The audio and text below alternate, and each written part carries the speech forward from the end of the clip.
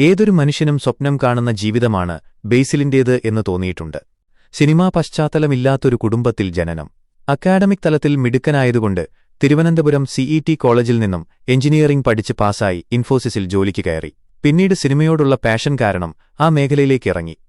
പലരും ഇങ്ങനെ പാഷൻ കാരണം ഇറങ്ങി പച്ചപിടിക്കാൻ വർഷങ്ങളെടുക്കുമ്പോൾ ഇവിടെ കോളേജ് കഴിഞ്ഞ് വെറും 4 വർഷം കൊണ്ട് കുഞ്ഞിരാമായണം പോലൊരു കിടിലൻ എന്റർടൈനർ സംവിധാനം ചെയ്തു.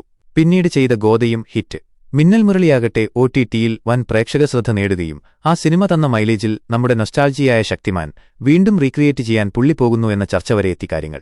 ഇതിനിടെ അഭിനയത്തിലും ഒരു കൈ നോക്കി. പ്രധാന കഥാപാത്രങ്ങളായി വന്ന പല സിനിമകളും ഹിറ്റ്. ജയ ജയ ജയ ഹേ, ജാനേമൻ, നുണക്കുഴി, ഫാലിമി പോലുള്ള വിജയങ്ങൾ. പിന്നീട് ആളുടെ അഭിനയത്തെപ്പറ്റി വിമർശനം വന്നപ്പോൾ പൊന്മാൻ സിനിമ വഴി പ്രശംസ. അജേഷ് എന്ന കഥാപാത്രം അത്രയധികം ആഘോഷിക്കപ്പെട്ടു. കരിയറിൽ ഇതുവരെ ഒരു ബ്ലാക്ക് മാർക്കില്ല. ബേസിലിന്റെ സെറ്റ് നല്ലൊരു അനുഭവമാണെന്നാണ് പലരും പറഞ്ഞിട്ടുള്ളത്. ഇതിനിടെ 7 വർഷം പ്രണയിച്ച എലിസബത്തിനെ വിവാഹം കഴിച്ച് നല്ലൊരു കുടുംബജീവിതവും നയിക്കുന്നു.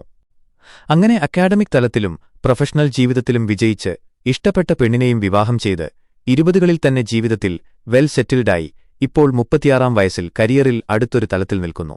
പക്കാ സക്സസ്ഫുൾ ലൈഫ്.